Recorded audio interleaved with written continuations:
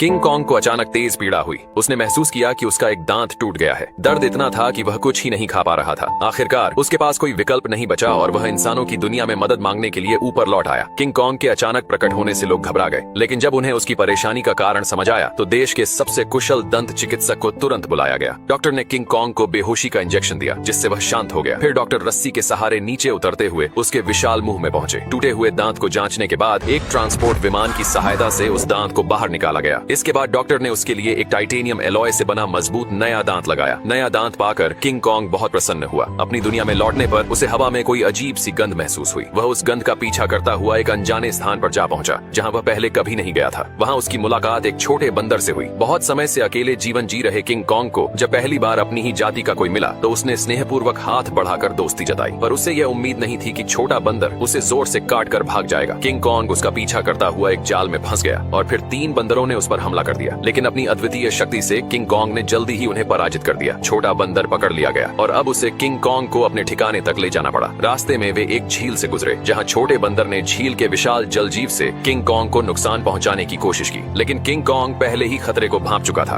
उसने उस विशालकाय सांप को आसानी से हरा दिया। इसके बाद उसने उस छोटे बंदर के साथ अपना भोजन साझा किया। किंग कॉन्ग की करुणा देखकर छोटा बंदर प्रभावित हुआ और उसे अपने समुदाय की बस्ती तक ले गया। वहां पहुंचकर जो दृश्य सामने आया वह किंग कॉन्ग को स्तब्ध कर गया। वहां उसके जैसे और कई बंदर बंदी बनाकर रखे गए थे और उनसे जबरदस्ती भारी पत्थरों का काम करवाया जा रहा था। इस जगह पर शासन करता था एक लाल बालों वाला विशाल वानर स्कार किंग, जो एक क्रूर तानाशाह था। स्कार किंग ने जब किंग कॉन्ग के नए स्टील वाले दांत देखे तो व्यंग्य पूर्वक हंसते हुए उसे युद्ध के लिए ललकारा। फिर शुरू हुई दोनों के बीच भयंकर टक्कर। स्कार किंग बेहद तेज और फुर्तीला था, लेकिन किंग कॉन्ग की शुद्ध शक्ति के आगे वह टिक नहीं सका। हारते हुए स्कार किंग ने अपना सबसे खतरनाक हथियार बुलाया, एक भयानक टाइटन जीव ब्लड डेमन। इस दानव की ठंडी सांसों ने किंग कॉन्ग के दाहिने हाथ को गंभीर रूप से घायल कर दिया। ऐसे कठिन समय में छोटा बंदर मदद के लिए आगे आया और किंग कॉन्ग को वहां से भागने में सहायता की। हालांकि उनके पीछे स्कार किंग के सैनिक लग गए, लेकिन छोटा बंदर किंग कॉन्ग द्वारा पहले से लगाए गए एक जाल को सक्रिय कर देता है, जिससे वे पीछा करने वालों से बच निकलते हैं। अब बुरी तरह घायल किंग कॉन्ग को फिर से इंसानों के पास जाकर सहायता मांगनी पड़ती